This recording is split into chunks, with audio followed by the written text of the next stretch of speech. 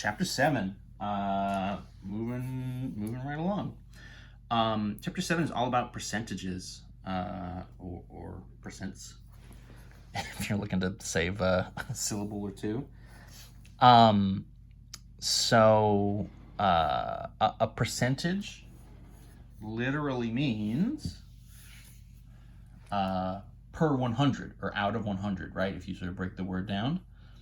So percent means per 100, right? AKA out of 100. And so a percentage, right? If you have a percentage value, all it really means is that number out of 100, right? So sort of compared to 100, or kind of fractionized as over 100. Our notation is this sort of percent symbol, and in some way this is really a stand-in for divide by 100, so the percentage sign looks kind of like a division sign. I think that's probably not an accident. And the idea, right, so if we're going to take something like, 35%, right, so written that way, this means and is equivalent to 35 out of 100, right, which would be 35 over 100. Percentages are kind of used relatively commonly because it's a nice way to kind of standardize like a fraction value, some sort of fraction situation. You see it in sports a lot. I mean, you see it all over the place, but it's something like, I watch a lot of football, and so if in football a quarterback attempts to throw 25 passes in a football game, and 20 of them are caught, right? You have sort of 20 out of 25 passes are caught, and that would be equivalent to 80% of his passes being caught. So the idea is it kind of standardizes some of this stuff. It sort of is taking a fraction, and you kind of convert it into sort of an out of 100 version, and in that way you kind of get a standard way that you can kind of compare all this stuff, right? Where you think of something like a gas tank, right, is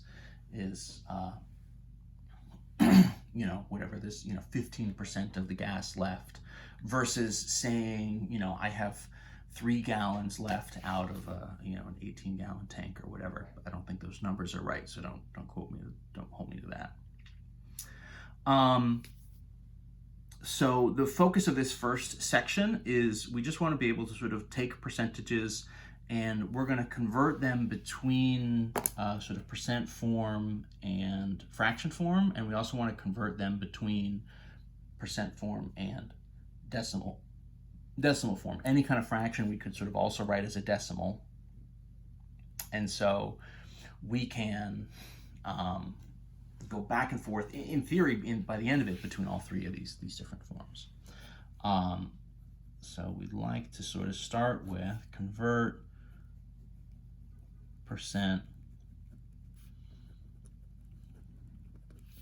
into a fraction. Now in theory, literally we just did that, but let's sort of do it more officially. The whole idea, right, is if you have your sort of percent value, all you're going to do, so to convert, all we're going to do is divide by 100. That's essentially the math of what we're doing. And then because it's a fraction, of course, what comes out of that, let's take this 35% example, right? Let's just sort of recycle that. So 35%, so then becomes, right? And so this means 35 over 100, and then we can actually just reduce it, right? Any kind of fraction we can reduce. So this would be, if we're looking for stuff to divide, the bottom number is always going to be 100 here. 100 would of course be 10 times 10, which each of those 10s would be 2 times 5. So the only factors I really need to look for are 2s and 5s. Anything else I don't really need to worry about if I'm trying to reduce something that's over 100. So 35 would be 7 times 5, right? 100 would be 20 times 5. So the 5s go out, And so this would reduce down to, as sort of a simplified fraction, 7 out of 20. Right? So if somebody said something like, oh, I have 35% of these cookies that I made came out burned, right? It's like, okay, so if you had a tray of 20 cookies on the tray, 7 of those 20 of the cookies were burned, would be kind of how you would think about all that. We can do this with literally any number we want to.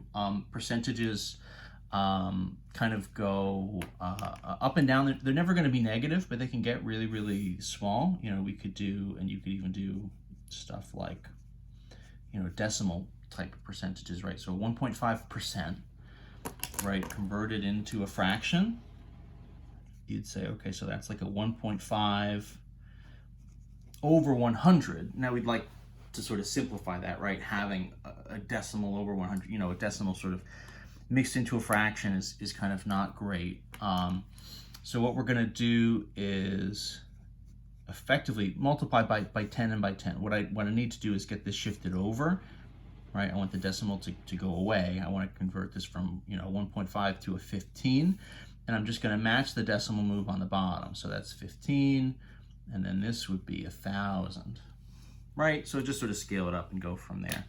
1,000 is still just made of 10s, which means it's still made of 2s and 5s, right? So this would be kind of a 3 times 5, and now rather than 5 times 20, this would be 5 times 200. So the 5s go out. So it reduces to 3 out of 200. So if now I've improved my baking, I fixed the temperature, or I oiled the pan a little better. So now only 1.5% of my cookies got burned. That means, 20 cookies per pan. I'm doing 10 pans before I have 3 burned cookies, something like that.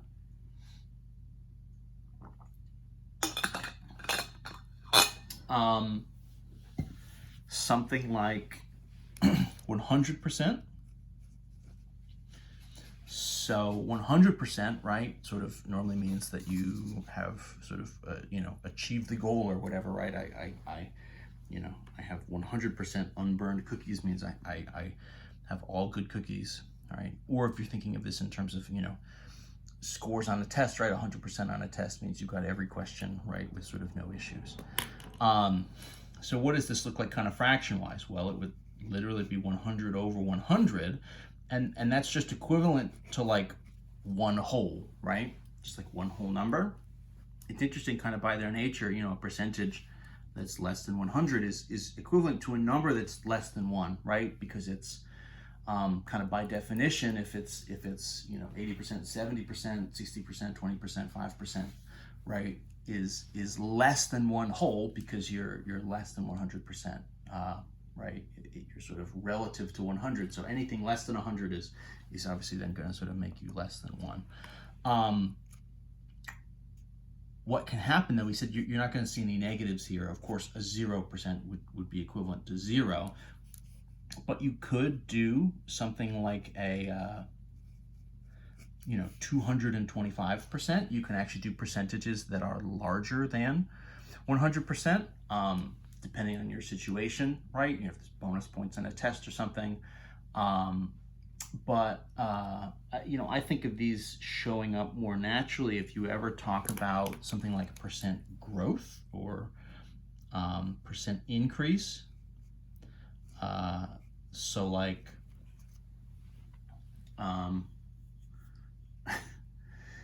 if you have, you're trying to grow a business or something, right? And it's very, very successful. And so you're sort of doubling, tripling your profits.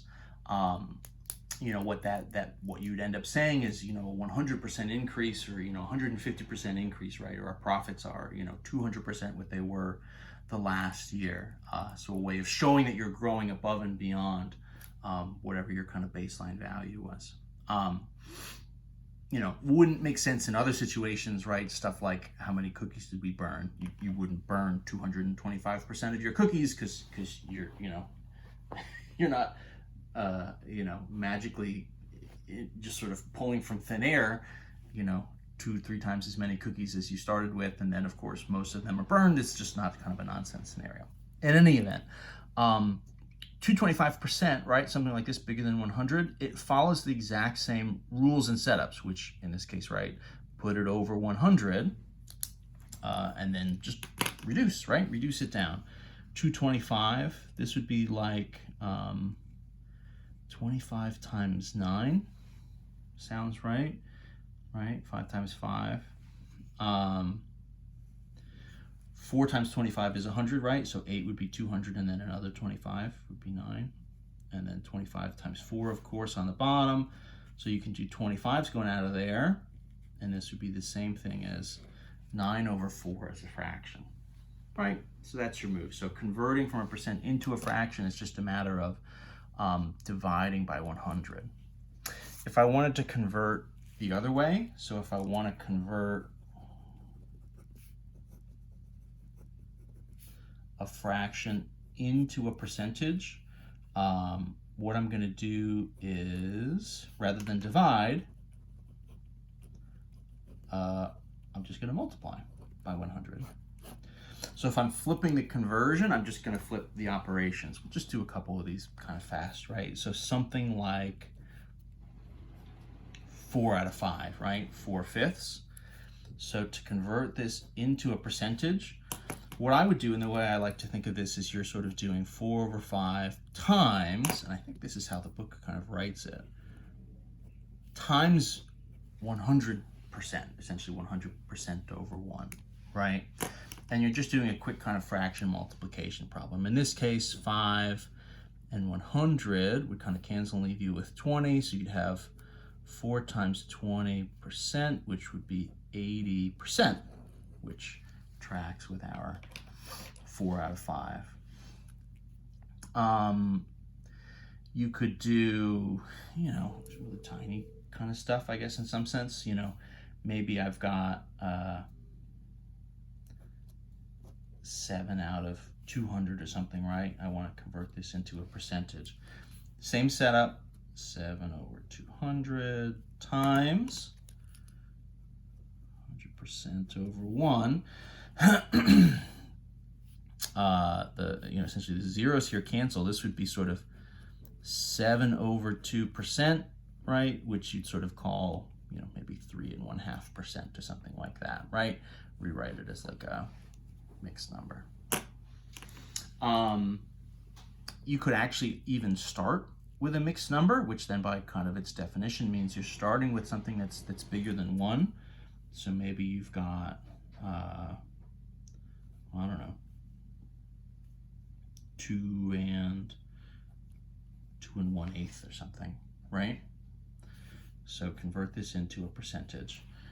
What I would do, what's the best way to do this? A couple ways. You could say 2, right, would essentially be equivalent to 200%, and then you're just converting the 1/8. Or we could sort of convert this. 2 times 8 is 16 plus 1. This would be kind of 17 over 8. Converted times 100% over 1. Let's see what we're going to have here. 8 would be kind of 2 times 4, right? 4 times 25. 4's are going out of here. So this is 17 times 25 over 2%. The heck is 17 times 25? 425